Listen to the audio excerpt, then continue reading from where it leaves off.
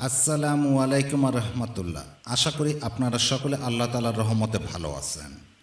এক ভাই প্রশ্ন করেছেন, নিষ্পাপ নারীকে অপবাদ দিয়ে ফেলেছি, এখন করণীয় কি? ইসলাম কি বলে? নিষ্পাপ নারীকে অপবাদ দেয়া ইসলামের দৃষ্টিতে মারাত্মক কবিরা গুনাহ এবং এটি শাস্তিযোগ্য অপরাধ, যার জন্য শরীয়ত কর্তৃক নির্ধারিত শাস্তি হল ৮০টি বেত্রাঘাত করা। এখানে যেহেতু ইসলামী শরিয়া কার্যকর নয়, আপনি যার ব্যাপারে অপবাদ দিয়েছেন তার কাছে ক্ষমা চেয়ে, যাদের কাছে বলেছেন তাদের কাছে ভুলের স্বীকারোক্তি করে সঠিক কথা পৌঁছে দেয়া মীমাংসা করার চেষ্টা করুন। এরপর আল্লাহ তাআলার কাছে কায়মনোবাক্যে ক্ষমা চেয়ে তাওবা ইস্তেগফার করুন।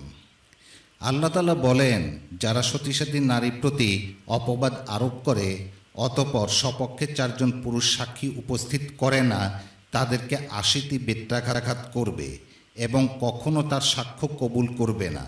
এরাই নাফরমান। সূত্র আন-নূর আয়াত ৪।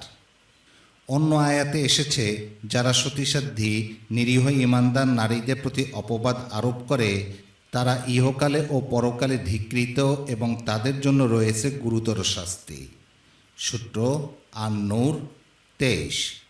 আল্লাহ তাআলা আমাদের সকলকে উক্ত গুনাহ থেকে হেফাজত করুন। আমিন।